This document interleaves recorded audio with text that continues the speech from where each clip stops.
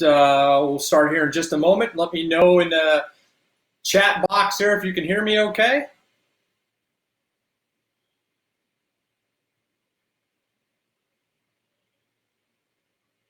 All right, so you guys can hear me. Matt, if you want to go ahead and make sure they can hear you. All right, good evening, everyone. This is Matt Stair. I'll be presenting this evening, so let me know if you can hear me also. All right. All right, so we still got some people coming in. All right, yeah, occasionally there's some echo depending on the connection, so that should clear up as Matt or as I'm talking. So, but we're going to give people about another minute or two here to join on. We got some stragglers. The way these webinars go, there's always everybody jumping on the last minute. And we don't want anybody to miss the good stuff.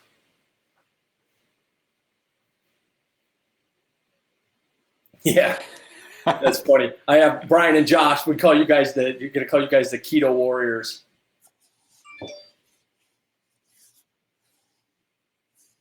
Josh is eating a whole loaf of bread right now.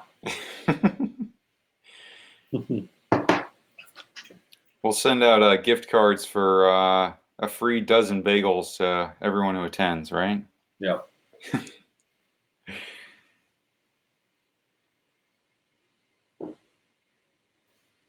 All right, let me look to see here.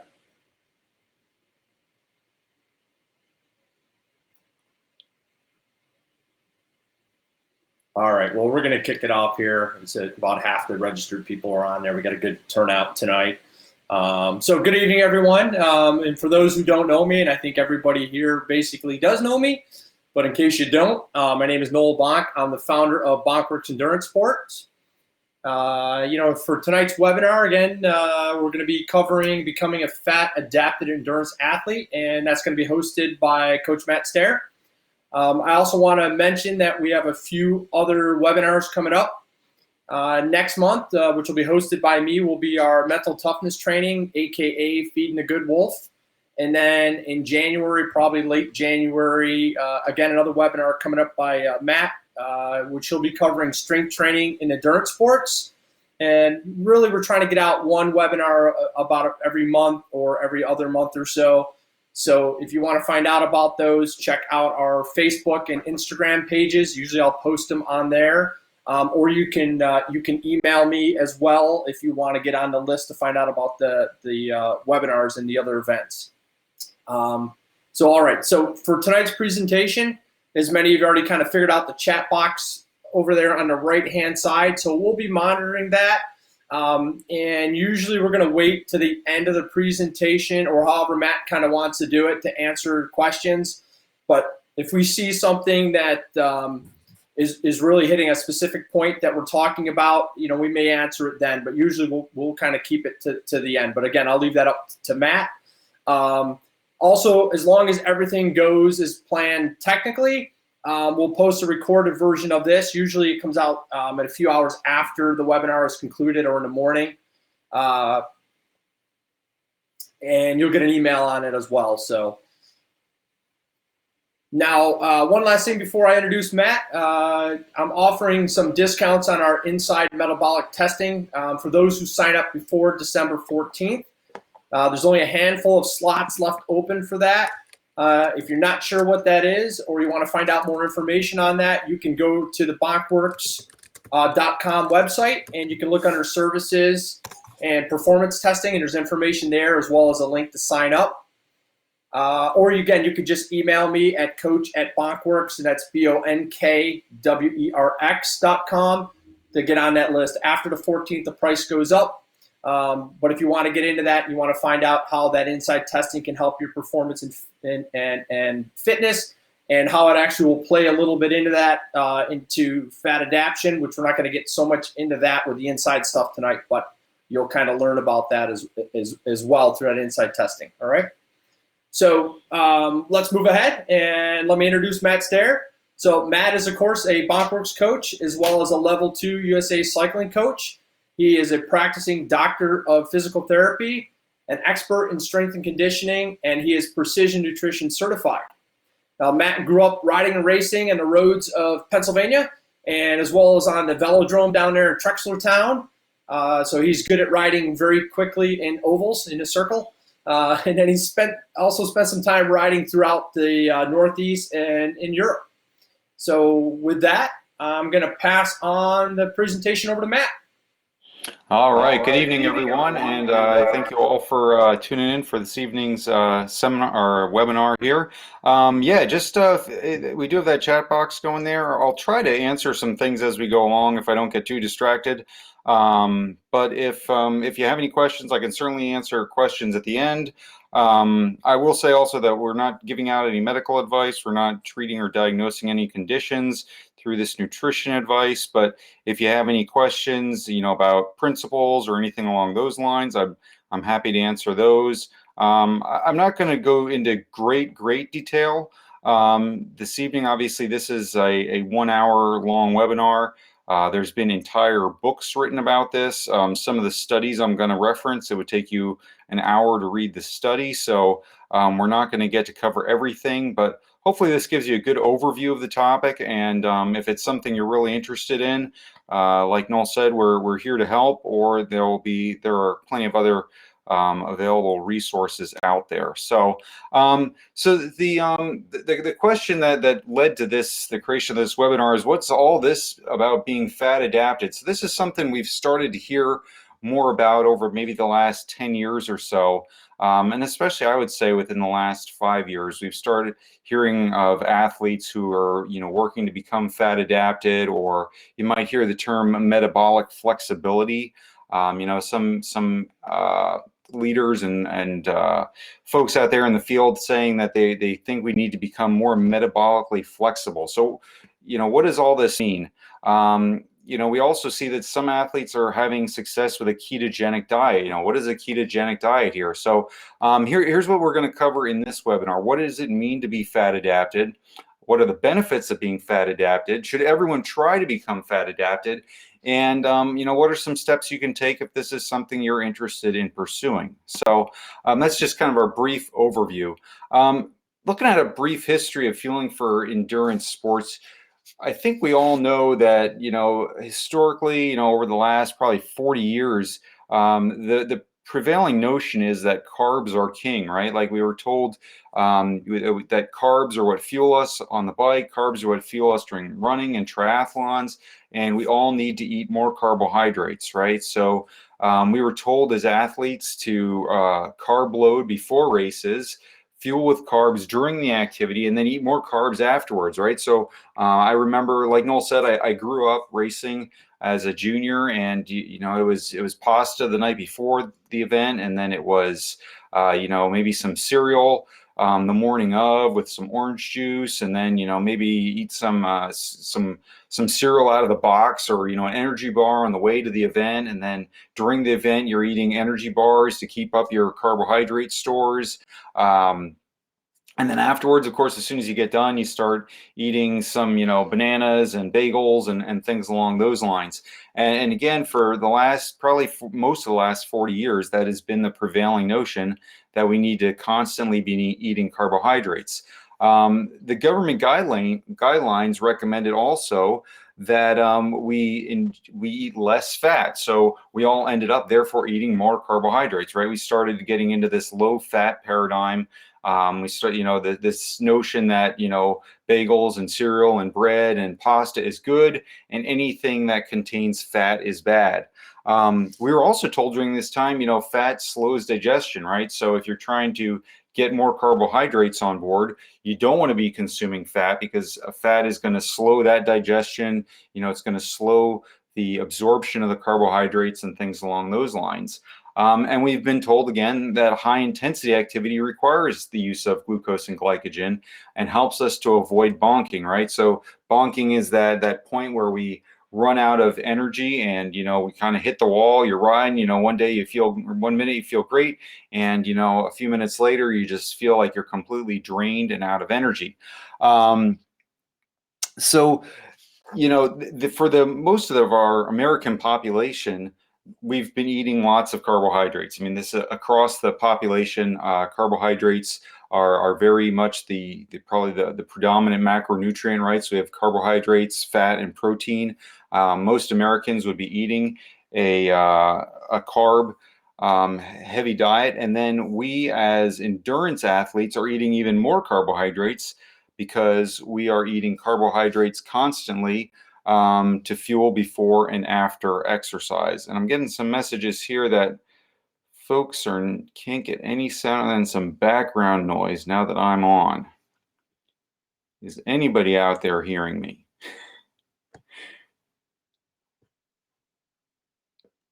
All right, so we got 50-50. I don't know. That's interesting. I'm not sure. Maybe for folks that are having a hard time, maybe try reloading or refreshing, because I'm not sure. There's just a few folks that that are not getting the audio here. So, but it looks like most folks are. So, so I'm gonna keep going then, and we're gonna hope that most people are getting good audio here. So, so also we've seen now. So again, that's the history. Again, we've been talking carbohydrates, more carbohydrates, and things along those lines. And then suddenly we've seen this kind of rise of the fat-fueled athlete. And again, I would say, you know, the last 10 years, and more so even in just probably the last 5 years, we've really seen this rise of fat-fueled athletes. So some examples of that we're seeing here. In 2014, Sami Inkinen and Meredith Loring rowed their way across the Pacific Ocean, right? Rowing as in, you know, two people in a boat, California to Hawaii in 45 days. And a quote here from Sami Inkinen about what they were eating during this time. He says, "I ate about 9% carb calories, 70% fat calories, and 21% protein calories. Their diet while on the boat consisted largely of lard, nuts, coconut butter, dehydrated salmon, beef, as well as some fruits and vegetables." And I have a link there to their website where they kind of chronicled their journey across the Pacific. And you can see they called it Fat Chance Row. Again, you know, fat being we are fat fueled during this endeavor. So 2016 Team Sky, which now is Team Ineos, as we already know, made headlines for completing 190-kilometer training rides while minimizing their carbohydrate intake. So Team Sky would sometimes in the morning, instead of, you know, fueling up on rice and pasta and cereal and everything like that we normally think of our proteins consuming, they would consume a lower carbohydrate breakfast, and they would go out on these long training rides, and they promoted this as something that was helping them to become more fat adapted. Just recently, in the last couple of months, in August, Zach Bitter set a new 100-mile record with a time of 11 hours and 19 minutes, which is pretty crazy. You know, while he was doing that effort, he was eating carbohydrates, but on the most part, for his day-to-day caloric intake, he's mostly eating a low-carb diet. So a quote there from him, you know, instead of having cereal or oatmeal for breakfast, he has eggs and bacon, maybe some spinach. Lunch, he has a Cobb salad. And his favorite dinner is a tri-tip steak or something like that. So, you know, different from what we normally see, right? We've historically seen that endurance athletes are again mostly eating carbohydrates, mostly eating things like bread, pastas, cereals, and so forth. So again, we're seeing a different paradigm here for these fat-fueled athletes. So why have things changed? Why are we seeing this shift over the last 10 years or so?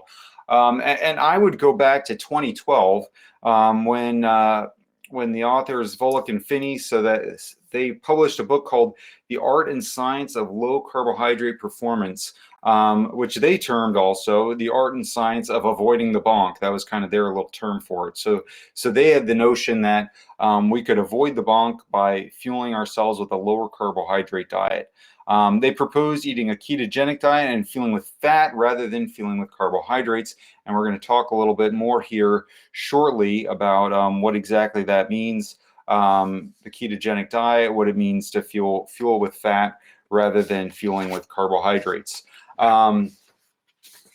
We also can look at the idea that we store a limited amount of glycogen. So again, this is what's causing us to bonk, right? The bonking is we're running out of muscle glycogen. We can store about 2,000 calories, mostly as muscle glycogen, and also some glycogen in our liver. But we can store an almost unlimited amount of fat. So this is a fascinating concept, right? So if we can liberate these fat stores that we carry around with us, we can have an almost unlimited source of fuel, depending on the intensity of the activity, right? So most of us would think, even the leanest of athletes probably carry around maybe 10 pounds of body fat or something along those lines, which if you figure a pound of fat is about 3,500 calories, we're talking about 35,000 calories of fat on somebody who only has 10 pounds of body fat. Now, of course, there's some essential body fat that we cannot burn or that we cannot lose. But again, this indicates that fat is a much larger source of fuel, an almost unlimited source of fuel, as compared to carbohydrates or muscle glycogen. So the concept here is, what if we could tap into this almost unlimited supply, instead of constantly needing to refuel with carbohydrates? I'll also throw out there, just from a ancestral or historical perspective, not thinking of us as athletes, but thinking of us as human beings.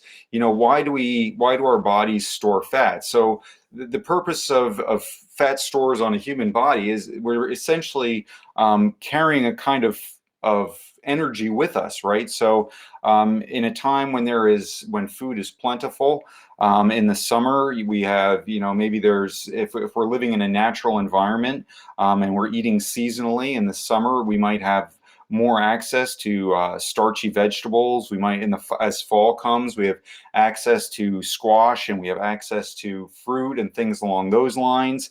And then as winter comes, we may not have as much access to carbohydrates. And there might be times where we don't have access to a lot of food in general, right? So if, again, we're not living in modern society, if we're living in a more historically appropriate time, or in a time when most humans lived, it was beneficial to have some extra body fat in order to burn, right? So if I went into the winter and I was super lean and my tribe was unable to kill a woolly mammoth for several months, well, I would starve to death. Whereas if I was able to store up some body fat heading into the winter, this would allow me to actually burn that body fat, in hopes that my tribe would be able to find something for me to eat, and my body fat would be acting as my energy supply during that time. So it's not just all about us as athletes; it's about why our bodies are storing fat to begin with. Unfortunately, what's happened now, to some extent, obviously we live in a time of plenty. We live in a time where there's lots of food available, lots of carbohydrates available, and it seems as though some of us have kind of forgotten how to burn that body fat, right? So we see increasing levels of obesity in our society, which is largely due to constant food availability and things, and people are never really learning to tap into that body fat, tap into those stores that their body has for them. So by way of a couple definitions here, so this is just a quick note to say, I've already mentioned a few things like the term low carb. I've mentioned the term keto, just to give us all a little bit of a perspective as far as what these terms mean. So the dietary guidelines for Americans, so this is like the official publication that our government puts out, say Americans should be eating 225 to 325 grams of carbohydrates a day. Low carb, there is no strict definition for this. So, if you talk to different experts, different authors, everyone might have a different idea of what low carb means, but generally I would say low carb means less than 150 grams of carbohydrates per day. And then lastly, this idea of a ketogenic diet that we've been hearing more about recently. Most folks are going to agree that means less than 50 grams of carbohydrates per day. Now, if all these numbers mean nothing to you, that's probably because you've never actually tracked your nutrients, and that's obviously fine. But if you want to have some idea, you can either go through the day and look at labels and add things up, or you can use a tracker, and I'll recommend a tracker here a little bit later on. But it's a good idea, and I'll mention this again later, to see where you're at on that spectrum. Are you are you eating in that, typical American zone of 225 to 325? Are you a little bit less than that? Are you a lot less than that? And I would say that, for most Americans, unless they're making a real conscious effort, they're not going to get down to 150 grams of carbohydrates a day. They're certainly not going to get down to 50 grams of carbohydrates a day on the usual American fare. Um, so a few years ago, this is March of 2016, there was a landmark study, and this is one I think that really, again, accelerated things. We had the Finian and Volek's book from earlier on. This one, again, same author.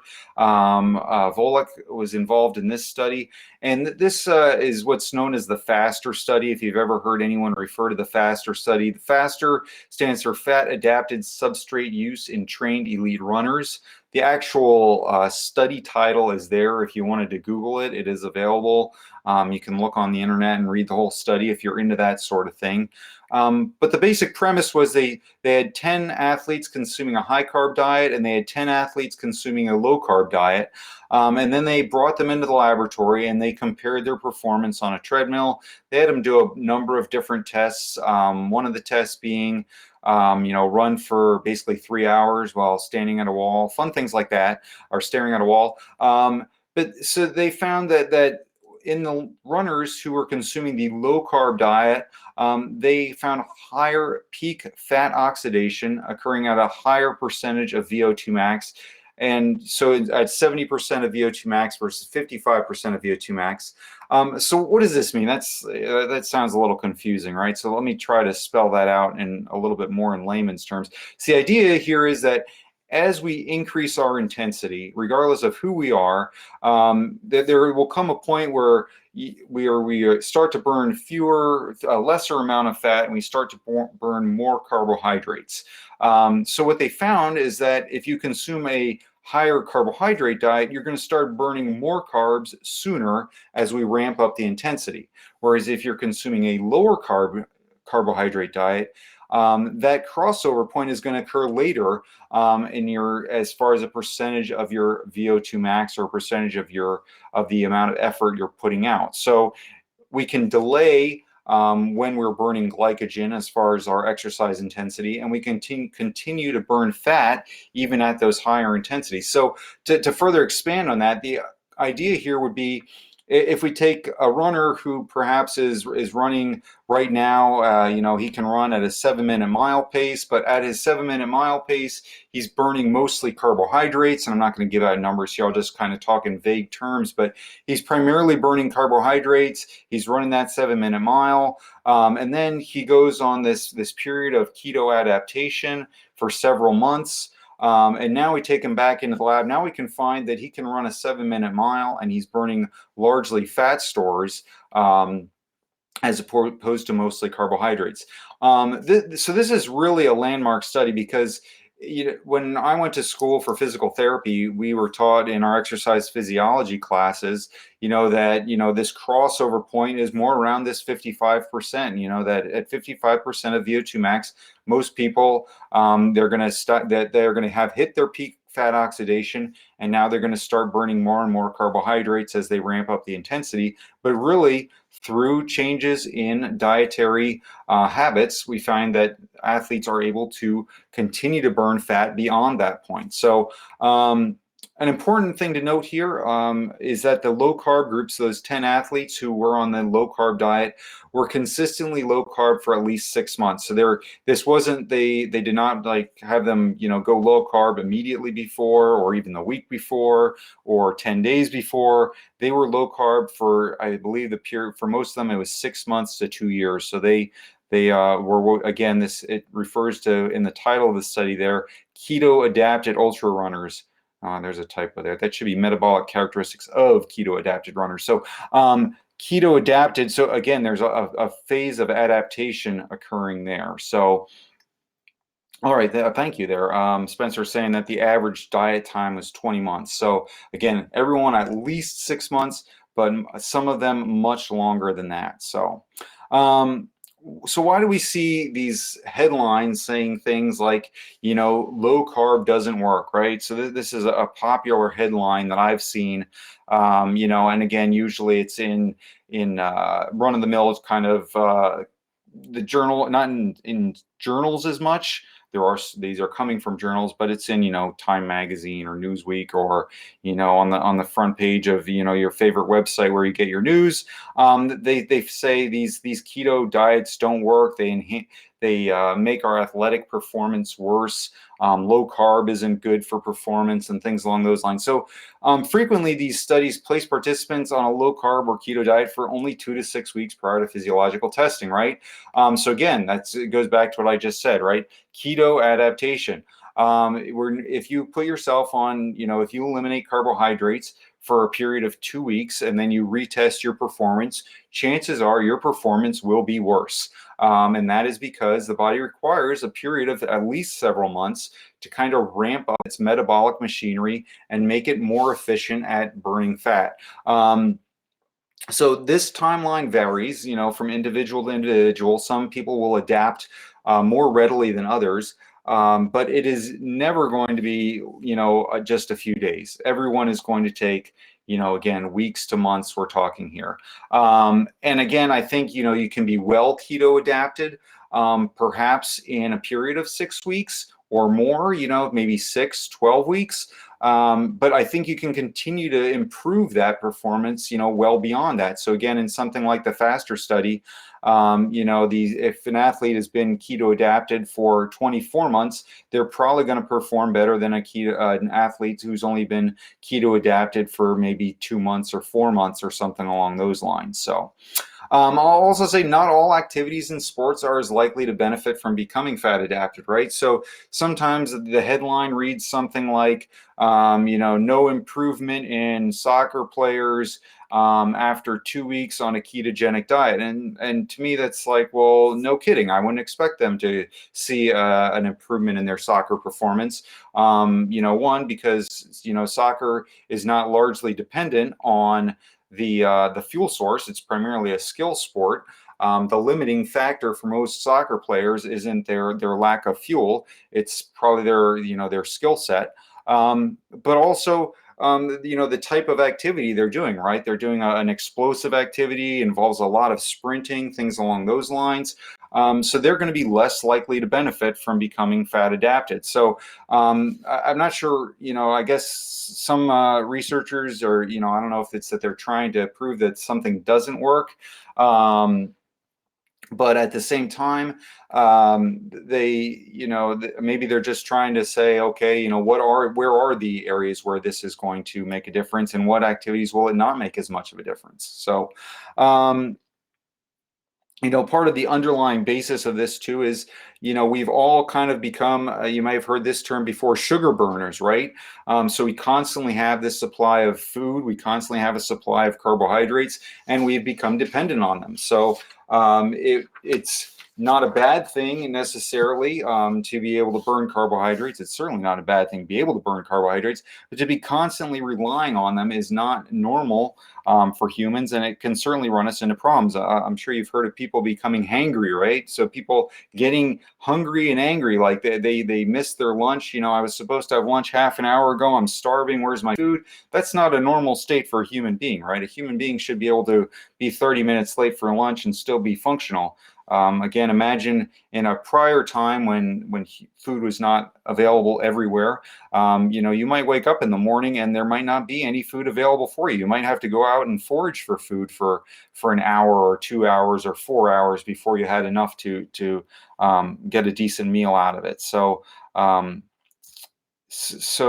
again, just thinking about this, we need the underlying theme here that I'm trying to get across is that we need time to adapt to this type of diet. Again, just based on the diet that we've been on for so long. So then what type of athletes are most likely to benefit from becoming fat adapted? So the basic bottom line up front there that I have, the longer the duration of the event, the more likely you will benefit from becoming fat adapted, right? So if your event is a very short, explosive event, you are less likely to benefit. So, and if it's a longer, more endurance-based event, you are more likely to benefit from it. So, for instance, here, greatest potential benefit, a multi-day adventure race or an expedition, right? So, as I mentioned, 45 days of rowing across the Pacific. That is a perfect example of when I would want to be a fat adapted athlete, right? I would want to be able to I would want to have extra fat mass on my body that I could draw on those fat stores during those 45 days. I would not want to have to be constantly putting in carbohydrates into my body during those 45 days on a boat. I wouldn't want to have to, take along a ton of carbohydrates on board, things that are going to spoil, like fruits and vegetables and things along those lines. But I think that is a perfect example of when it's beneficial to be fat adapted. Likely there would be a potential benefit for events lasting several hours at a steady pace, right? So if we are, if our event is a, 3-hour event and we're keeping a fairly steady pace throughout that entire event, I think that's a great time to become a fat adapted athlete. We're seeing more and more Ironman athletes becoming fat adapted. Because again, they see a benefit to this because it's for most of those athletes, it's going to be a 10-hour ordeal. And again, nice steady pace, not a lot of surges, hopefully a nice even effort as they go. Least potential benefit would likely be somebody doing things like a match sprint, perhaps CrossFit or Olympic lifting, right? So match sprint, we'll see on the next slide, just a quick review of the energy systems, but the creatine phosphate system is involved a lot in those things like the match sprint and the Olympic lifting. The CrossFit workouts tend to be very glycolytically demanding. So therefore, we're not likely to see as much benefit by becoming fat adapted from them. Somewhere in the middle, road races on a bike, right? So a bike road race, there are those times when, we're riding at, a moderate pace for hours at a time, but then there's also times when there are surges of pace or when we need to bridge across a gap or, put in a really hard effort going up a hill. Something like a 5K or a 10K run, not super long, maybe 20 minutes, 30 minutes, 40 minutes, things along those lines. But again, so we're not going to see as much of a clear benefit there. Cyclocross, again, more explosive, even though it's lasting an hour, there's a lot of surges and a lot of changes in pace. Again, more glycolytically demanding. Something like a marathon, again, for most people, that's going to be long and steady state, but for elite performers in the marathon, they're still burning a fairly decent percentage of carbohydrates throughout that time. So I'll also note here that some athletes find that they have less snap or less explosiveness when they're on a low carb diet. But again, this is going to vary from individual to individual. There's some examples of athletes who are on a low carb approach and they find they're doing great even with like super high intensity efforts. Like a 500-meter rowing effort or something along those lines, which lasts for 1:20 seconds, 1:30 seconds. And they feel like, even when they're in a ketogenic state, they can absolutely crush those efforts. So one thing that I haven't mentioned yet, but that I'll mention right now is this concept of N equals 1, right? So we all have somewhat unique physiology, and what works for one person may or may not work for another. So I encourage you, if this is, and I'll continue to encourage you as we go through the presentation here, if this is piquing your interest and this is something you think is going to benefit from you, do an N equals 1 experiment and say, okay, well, let me see how this works. Like I said, I don't think this is the magic key for everyone, but I think for most of us, we could probably benefit from becoming a little bit more fat adapted. So again, just a quick look at a chart here or a graph. We've probably all seen something like this before, and this is the 3 basic energy systems. Kind of a generic graph there that if you ever took a physiology class or anything along those lines, you've probably seen this before, right? That pink line, instant energy or the ATP creatine phosphate system. Then we have the anaerobic or glycolytic metabolism there. And then that blue line is our long-term energy or aerobic metabolism.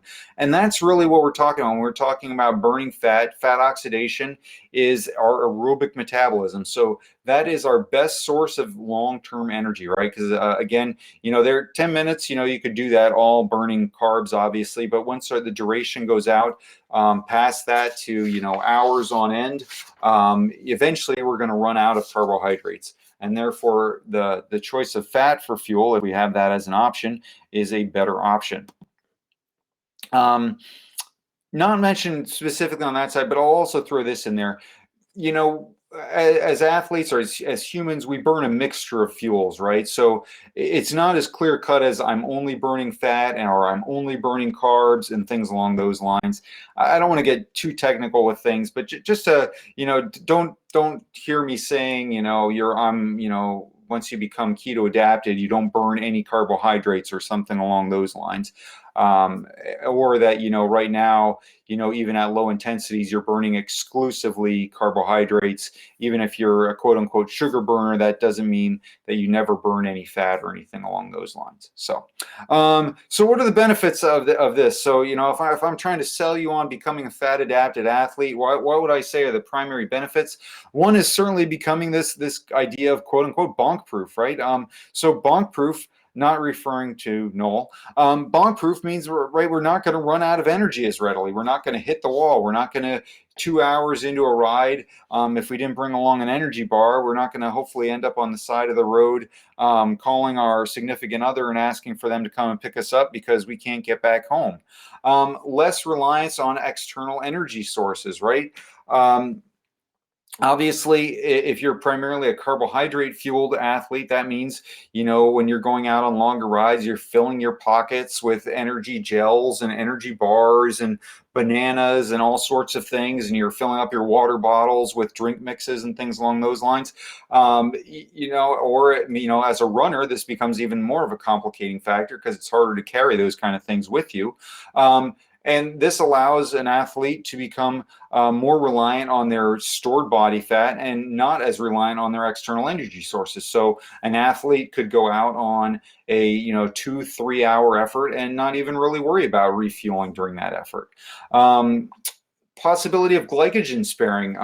So the idea here would be that if during a steady state effort, if I can ride along at 70% of my VO2 max and primarily be burning fat, I'm burning very little carbohydrates during that time. When I get to the end of the event, I still have all my muscle glycogen stored. So could this improve my performance? Certainly, right? So if everybody else in the field is burning carbohydrates and I'm burning fat at the same intensity, then in those last, 10, 20, 30 minutes of the race, I can ramp things up and I can start, just at that point, I'm starting to dip into my carbohydrate stores, whereas everyone else has been depleting their muscle glycogen for the entire event. So less psychological stress about eating, right? So some athletes that have become fat adapted say, I like this so much better because I don't have to worry about constantly refueling. I don't have to think about, have I had my 50 grams of carbohydrates an hour? Have I had my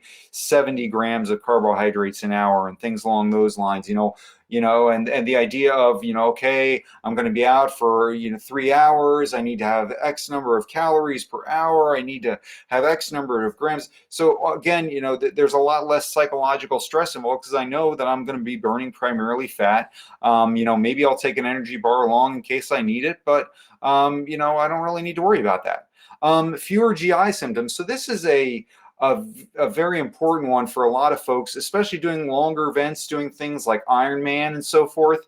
If you look at Ironman athletes, almost they do surveys. I don't know the exact numbers, but they're horrible, right? Most people feel like their stomach is doing somersaults by the end of the race. They're sick. People are throwing up during the race, things along those lines. And a lot of times this is because they're trying to ingest, all these gels and carbs and energy bars and so forth during the race. Of course, our bodies aren't really too concerned with digestion. Our bodies are concerned with getting blood to the working muscles, and people end up feeling sick. So a lot of people find that they get fewer GI symptoms because they need to do less race fueling, right? So I don't need to ingest as much carbohydrates. I don't feel sick from trying to get all that stuff down the hatch as I'm racing. So if I've done a good job, then you say, Matt, you've sold me on it. What do I do next? So here's my recommendations. And again, these are not unique to me. I've taken these things from other experts, authors, things along those lines. This is not my proprietary approach or anything like that. I think these are pretty common recommendations.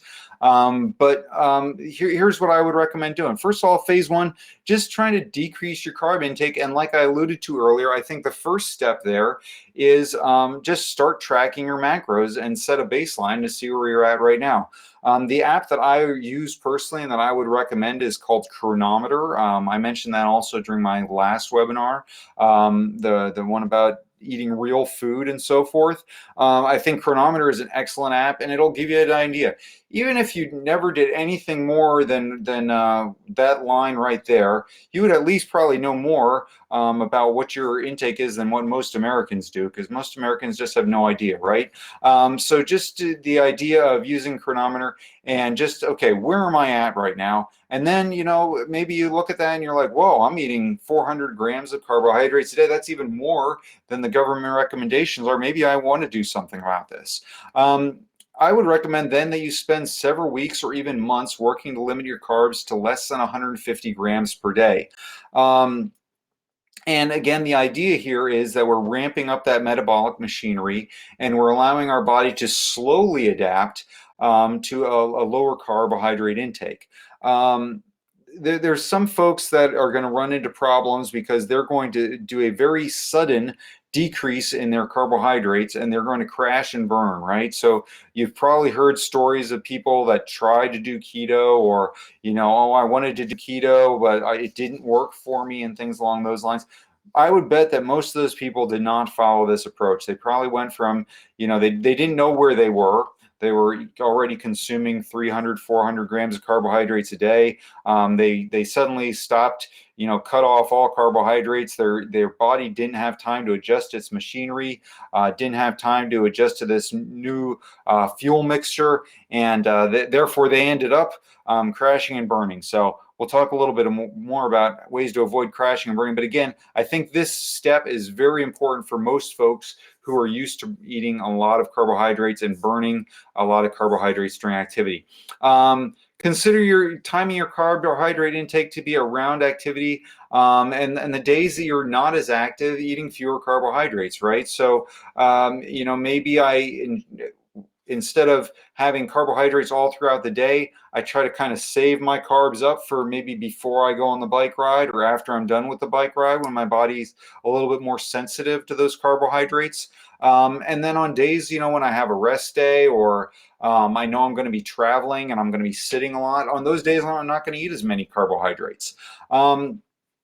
And also during this time, I would recommend decreasing your intensity of your efforts, right? So we already talked about, you know, in order for fat to be the predominant fuel, again, regardless of how fat adapted you are, at some point you're going to start dipping into your carbohydrates or burning more carbohydrates. So I would recommend during this time to try to decrease your intensity to zone 1, zone 2.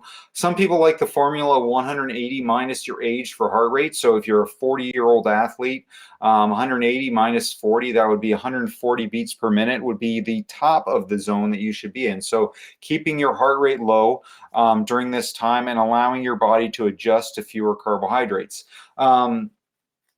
Phase 2 there, decrease your carb intake some more. So check to see if you're adapting well to phase 1. So how do you know if you're adapting well to phase 1? Well, some things would be, to me, you don't get hangry, right? You are able to skip breakfast and you're not starving at lunchtime. You're able to, you know, motor along throughout the day without, you know, oh, I need to have my afternoon snack or I won't make it until dinner time, or, you know, my energy levels start to drop later in the day, or things along those lines. If you're adapting well to phase one there, you should be able to, skip a meal and go for a walk in the morning, or maybe go for an easy bike ride. And, hey, I feel fine. My body's all right with this. My body's able to tap into my fat stores. There's no panic. There's no, oh, quick, I need to quick get home and eat more carbohydrates or anything along those lines. If you are adapting well, decrease your carbs a little bit further to 50 grams per day. So again, this is what most folks would say is that ketogenic type diet. And again, I don't think anybody's going to get there by accident. I think the only way you're going to know that you're less than 50 grams a day is if you're using some kind of app like Chronometer. Again, you don't need to do it for the entire duration, but at least for maybe the first week or so, until you get a good feel for where the carbohydrates are coming from. How many carbohydrates you ingest on a normal day, things along those lines. And you're going to want to stay there for about 4 to 6 weeks. Again, this is that phase of keto adaptation. Consider also doing some easy fasted morning workouts during this time, right? So when I say easy fasted morning workouts, I mean getting up, either having nothing to eat, or maybe having some black coffee or tea. And, maybe you get on the bike and you just ride again at that zone 1, 2 for an hour, or maybe you go out for an hour walk or something along those lines. I would not advocate doing intensive exercise in a fasted state, because that's going to send off some emergency signals from your body. It's going to elevate your cortisol, rev up your sympathetic nervous system, things along those lines. And we don't need that. We don't need those panic signals going through our body when we're trying to become keto adapted. So then phase 3, finding your sweet spot. So keeping your carbs between 30 and 150 grams per day. Some folks are going to find that they function great on 40 or 50 grams a day. Other folks are going to say, I do much better if I have some sweet potato throughout the day. I include a banana after my ride, things along those lines. And that's okay. What I wouldn't want you to do is, go 100% back to, the standard American diet of carbohydrates all day, every day. But again, I would think of this about as an investment in your future physiology, right? So by doing this, decreasing your carb intake, going keto for 6 weeks, you've revved up that metabolic machinery, and your fat burning engine is now available to you for months and months afterwards, right? Again, I think that if you went back to the standard American diet of all day carbs, would you lose that fat adaptation? Yeah, I think eventually you would, just like you probably lost it on the standard American diet to begin with. However, I think that, once you've revved up that engine, you can periodically, dip the carbohydrates back down, increase the carbohydrates as needed for some events and things along those lines, and you'll do very well. This idea of train low, race high. So when I say train low, race high, this is the strategy that Zach Bitter employed, right? So train low refers to, while I'm training, I keep my carbohydrate intake fairly low, but then when I'm racing, I race high. So I include more carbohydrates. I might use, gels, and I might have a banana, I might have an energy bar during an event, as opposed to, trying to stick some butter and bacon in my back pocket for a bike race. That usually doesn't work well anyway. But again, the idea of, I have this metabolic machinery to keep me burning fat during the race, but then I can also still burn carbohydrates during the event, and really kind of pull out all the stops to increase my performance. I would also throw out there, and one of the things I realized I forgot on this slide here, is just about protein, right? So ideally, we want to keep our protein, and again, you're going to find varying recommendations. Most folks are going to say 0.8 to 1 gram of protein per pound of lean body mass is going to be about right for most folks. You don't want to overdo it on the protein, but you don't want to have essentially all fat and just a little bit of carbohydrates either. So what I'm saying, let's just use the 1 gram per pound of lean body weight as an example, just for real simple math. So if I weigh 165 pounds and I'm 10% body fat, I would have 16, 17 pounds of body fat. I would take that away. So let's say I have approximately 150 pounds of lean body mass. So I would be shooting for about 150 grams of protein per day in order to meet that target. Again, you're going to find varying numbers on that. Some folks recommend lower intake. Some folks will recommend a much higher intake during a ketogenic diet, but that's one of the recommendations out there that might work for you. So some other top tips here. So what are some of the issues that people run into?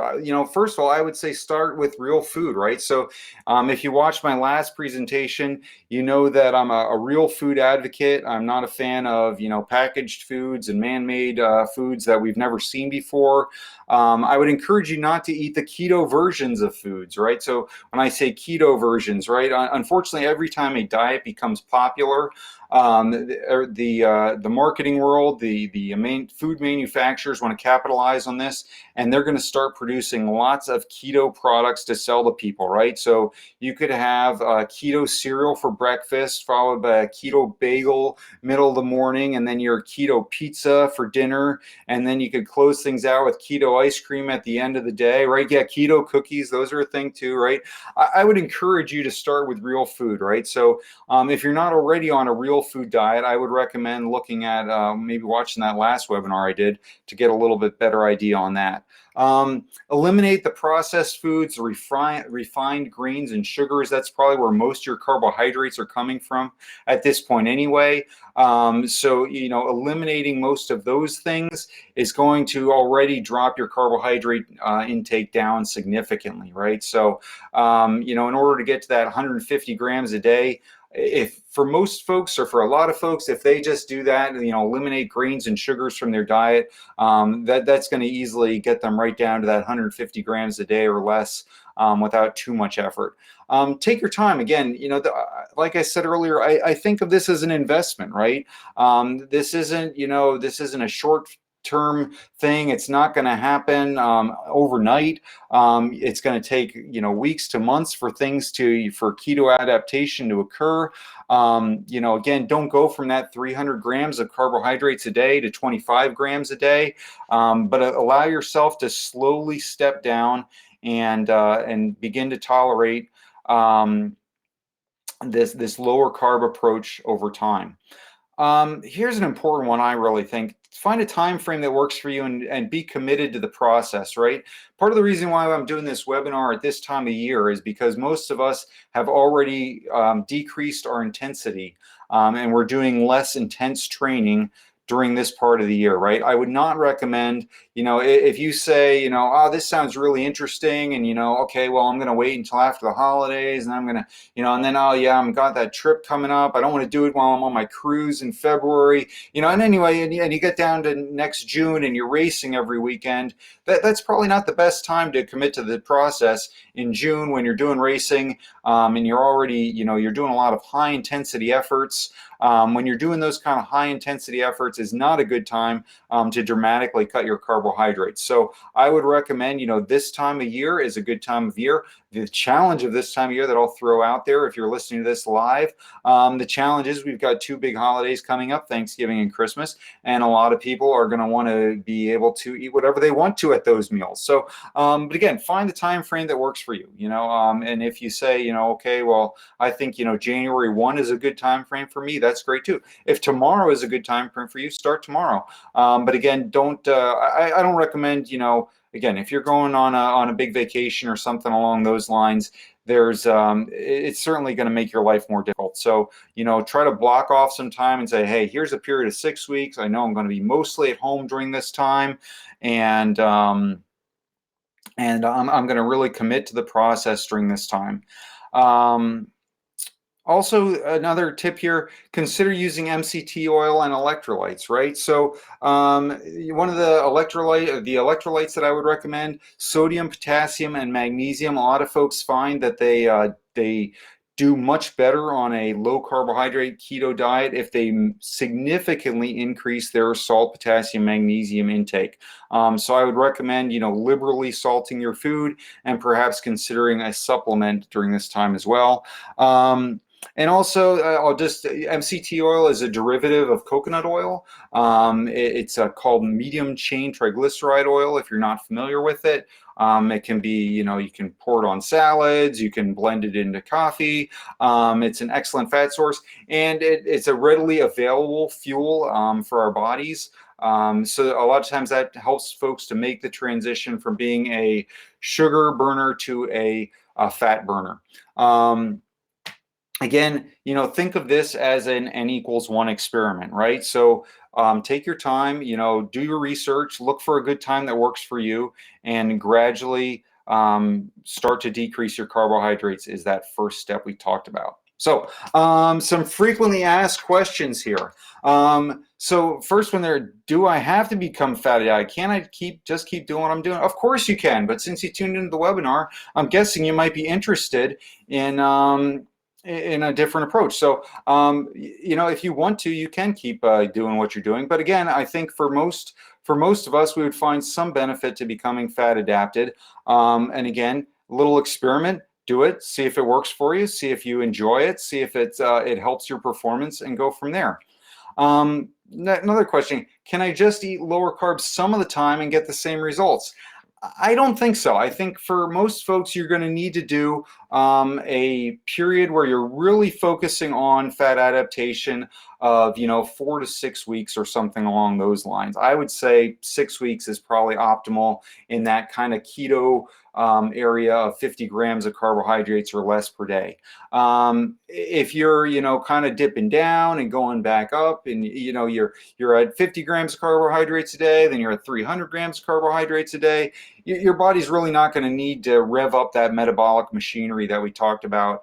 Your body's going to say, hey, I can still just keep burning these carbohydrates. They're always here anyway, or they're going to come back tomorrow. So you're not going to get the same results. Another one here, this is the big fear for a lot of people, right? The health concerns, right? Isn't all this fat going to be bad for my heart? We've been told for the last 40 years or more, that fat is bad, it's evil, it clogs our arteries and all those things. I would encourage you, again, I'm not giving health advice here, but I would encourage you to do some research on that, because there's a lot of conflicting research out there.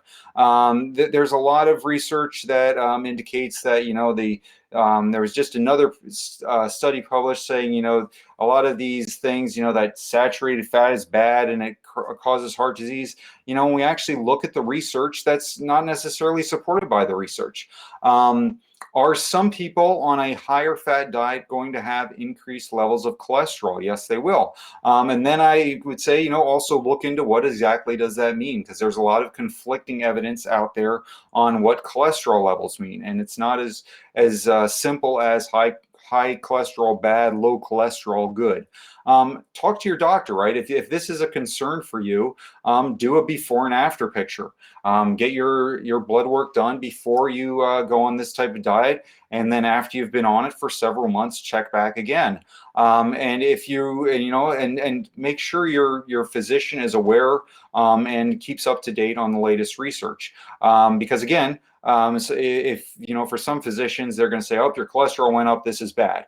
Again, I don't think it's that simple, and I don't think the research makes it that simple. What the heck am I supposed to eat, right? So if you've been eating the typical high carb fare, you're probably like, Matt, you just told me I'm supposed to stop eating everything that I've been eating, and what am I supposed to do? Just eat nothing all day, or maybe just eat sticks of butter all day, right? So some of the things that I would recommend: eggs, avocados, most meats like chicken, fatty fish, beef, pork, non-starchy vegetables, right? So when I say non-starchy vegetables, I'm referring to the vegetables you don't have to cook, right? So starchy vegetables would be things like winter squash, potatoes, sweet potatoes, things along those lines. Full fat dairy, coconut oil, coconut milk, generally coconut products, right? Nuts and seeds. All those are good sources of fat and protein, and there's very little carbohydrates in them. I'll also throw in there that you can eat, so that there's nothing that is completely off limits. This is going to sound contrary to what I just said, but I'll say it anyway. There is nothing that is completely off limits in a keto diet, right? Like you could have a teaspoon of sugar in your coffee in the morning and still be on a ketogenic diet, as long as the rest of the day you're pretty much eliminating your carbohydrates, right? So just the idea again, when if you were to do this in Chronometer, you would see, okay, if I add a teaspoon of sugar to my coffee, what does that do to my carb count for the day? Wow, that took up a lot of my carbs that I'm allowed to eat today. But again, if that's what's crucial to you, you could theoretically do that. It doesn't mean you never eat a piece of fruit. It doesn't mean that you never have any carbohydrates. You just become more strategic about your carbohydrates, and you focus more on getting healthy fats and protein and things along those lines. Let's see here. I know there's some comments going on over there. I'm trying not to get sidetracked here, but I'll come back over and read those here, although we're almost at the end of our time. Hey, Noel, do we have a few minutes left? I didn't realize we were getting this close to time. Yeah, we're still good. It Okay. shouldn't kick us out. There's some questions at the bottom as well open, and I've been giving some comments in there. Some of those may be beyond the time frame and the scope, so we may have to answer some of those offline. Okay. But right now we're still good. All right. Good deal. So let me just throw out some resources there for you. If you start Googling around, you're going to find dozens and dozens of websites, books, blogs, all kinds of stuff going on this. Some of my recommendations would be, again, that book by the Drs. Phinney and Volek, The Art and Science of Low Carbohydrate Performance. Mark Sisson has been a real advocate of lower carbohydrate diets for a long time. He's a former Ironman competitor. He wrote the book Primal Endurance. He also has a book called The Keto Reset Diet. And some of the concepts in this presentation are from those books. The Low Carb Athlete, Ben Greenfield, is another excellent book. And recently, Vinnie Tortorich has produced a documentary called Fat, a Documentary.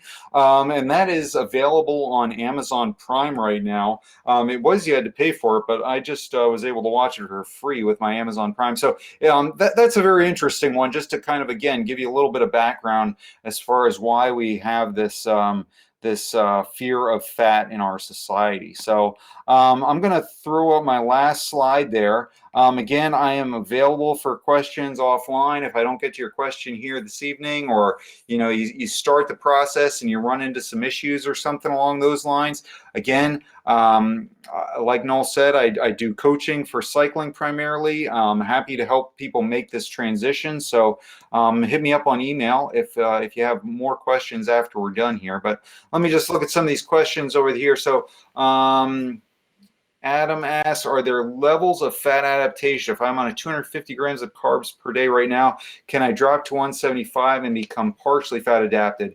So I would say, again, I think you might have been typing that in just as I was addressing that question.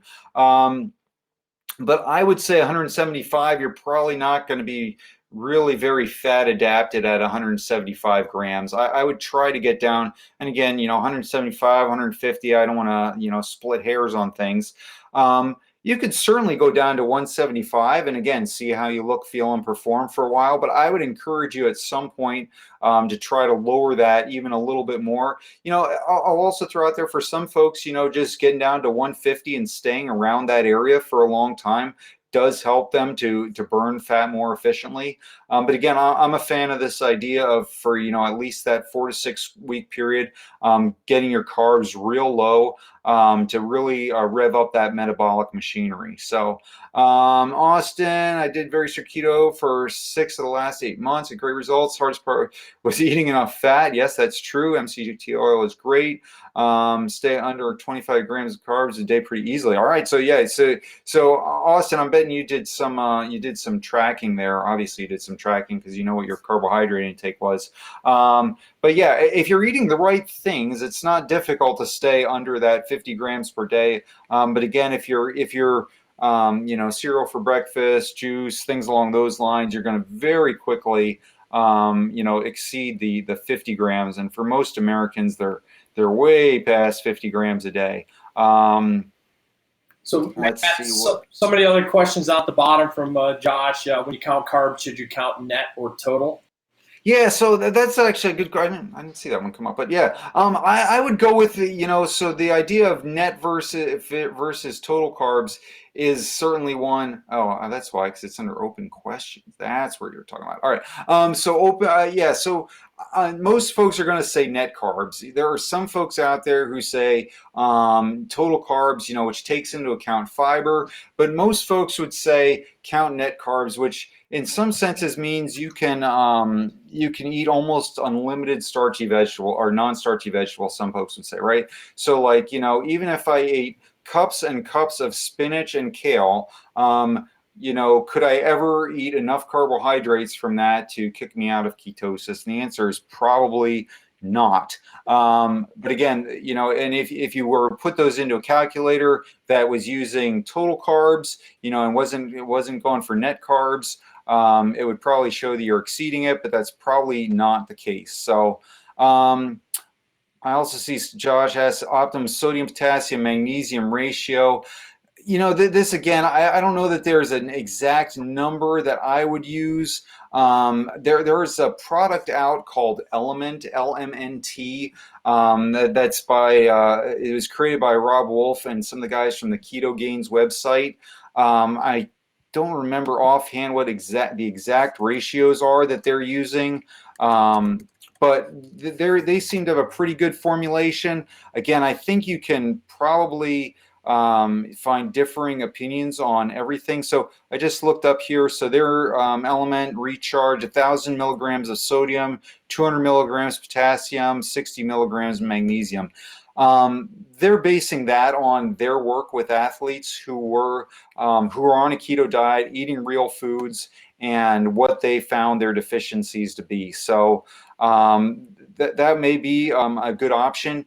They give you the ratio there. If you do a little math, which you have to do a little math because this isn't as simple as, 1,000 milligrams of sodium is not 1,000 milligrams of salt, because salt is sodium chloride. And, same thing with potassium, right? Potassium, you're not going to buy potassium. You're going to buy probably potassium chloride or something along those lines. So you can do a little math and mix up your own drink as opposed to buying the product. But if you want something, a pre-made product, that's a pretty good one there. Would creatine loading affect this ratio since causing more? Not that I'm aware of. I've never heard of anybody saying that creatine is messing with the water and electrolyte ratios or anything along those lines. I don't think it causes that much water retention as to throw off our electrolyte ratios or anything like that. Is there a way to test if I am fat adapted or to what degree I am fat adapted? Let's see here. Oh, there you go. Yeah, so Noel chimed in there about the VLA Max test, which is actually that would be one of the new options out there to see how much fat you're burning and things along those lines. Yeah, so I mean, if you really wanted to test in an objective way, you could do something like what was done with these athletes in the FASTER study. And in the, you could actually go into a lab and you could say, okay, I want you to look at my respiratory quotient and those kind of things, and I want you to tell me how much fat I'm burning at different percentages. But I think with the VLA Max testing, and Noel, you might be able to chime in on that, with the inside testing, they give you an idea. They're not even an idea. They give you a number there. Again, this is kind of new to us, to Noel and I. Noel's done more of the reading on it, but that we can, that'll tell you how much fat you are burning there.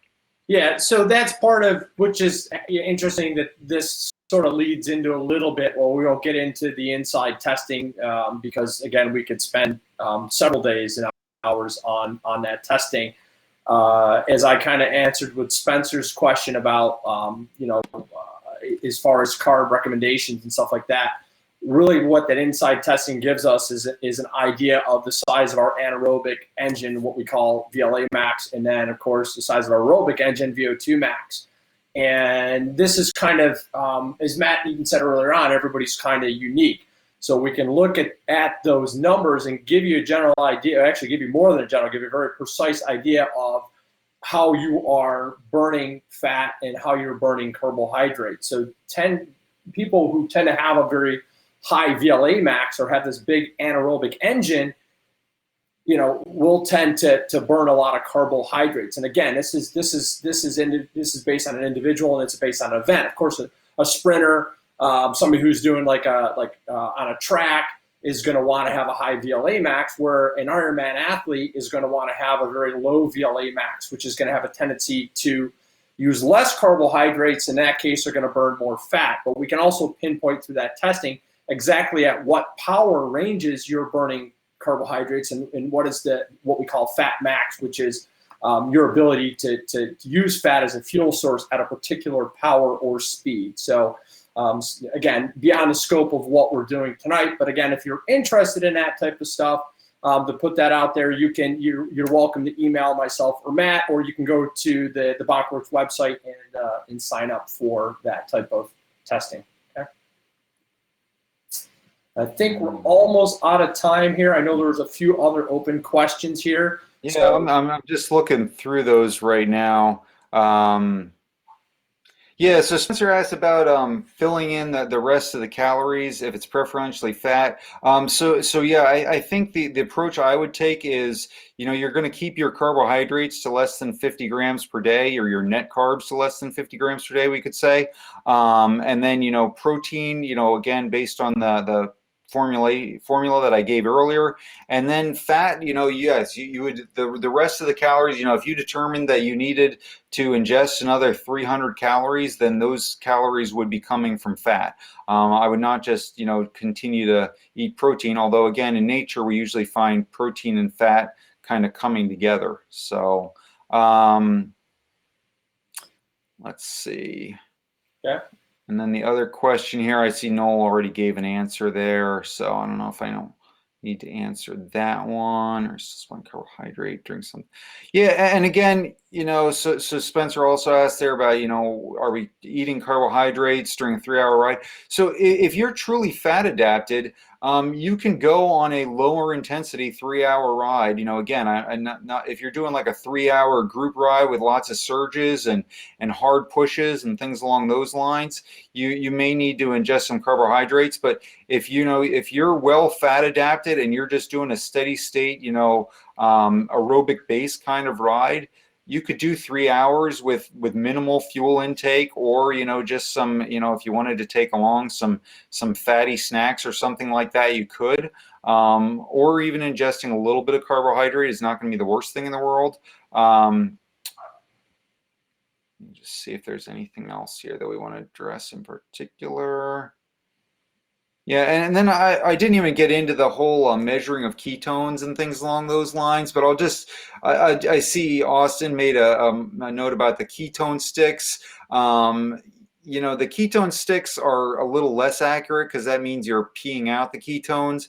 And then he says he switched to blood glucose and ketone finger pricks, which is the way I would go. There's also there's a couple things you can blow into that measure your ketones and things along those lines. So those things will tell you how much ketones how much ketones you're producing, and things along those lines. I don't know if that's really addressing the question of, how fat adapted you are. The other tricky thing about this, and again, this is getting a little bit more detailed, but is that the more fat adapted you become, probably the lower numbers you're going to end up seeing for ketones, which sounds a little bit crazy, but so some people will see high ketone numbers when they first go into ketosis, but then as they become more efficient at using those ketones, their ketone numbers will actually drop. So, that's a little bit of a tricky one. I don't encourage people to chase high ketone numbers if they are using something like a blood monitor or something along those lines. So, doing a fast, Josh asked about fasted rides. At what point do you eat, if at all? So again, if you're doing, an easy fasted morning ride, and again, obviously, I'm not advocating going out for like a 5-hour ride and not eating everything all the time. Like, that's not a great idea. But, should you be able to do a, 2 hour, zone 1, zone 2 ride without eating? Yeah, I think you should be able to do that. Could you do that in the morning before eating breakfast? Yeah, I think you could do that. Would you want to put that kind of stress on your body all the time? Yeah, I don't know if that's a good thing to do day in and day out. But that's that's a bit of a nuanced question, and I think that's going to kind of depend on the individual. But yeah, I mean, I certainly just because of, timing and things like that. Sometimes I've woken up in the morning and I need to get out and I don't really have time to eat, or, I don't want to eat and then I have to wait for my food to digest. So, I would go out and I could do an hour and a half or a 2 hour ride, fasted, and then eat when I come home, and that's fine. Or maybe I would go for an hour and a half and have something along, and then eat something, an hour and a half into the ride or something along those lines. I think that's fine too. But yeah, I think there's options. I don't think there's any hard and fast rules on that. Yeah, I think you kind of hit the nail on the head there with that. It really depends on the individual as well. I mean, how adapted are they, and at what intensity are you doing that ride at, and then the duration of the ride. Yeah. So you got to look at those factors. If it's a low enough to intensity ride, obviously you're going to be in that fat max zone. You're going to be able to go longer. But again, it's going to be depending on the individual. Yeah. And yeah, I see Rhiannon gave us a nice testimonial there that she had a really good experience following this kind of approach, and really helped her out, and her doctor is pleased with all her numbers and everything too. So that's fantastic. So good stuff. So, all right. Well, we sort of got to wrap up here because we're starting to go a little bit long. So I will mention that Matt's email is up there. If you have questions on this, Matt s@bonkworks.com. You can also reach out to me at thecoach@bonkworks.com.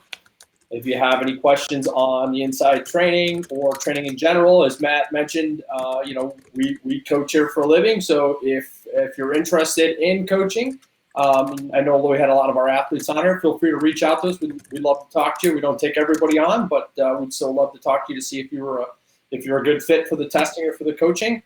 But other than that, like I said, feel free to reach out to us. We're going to wrap up for the evening. Thank you very much for attending the webinar, and I look forward to seeing everybody on our next one.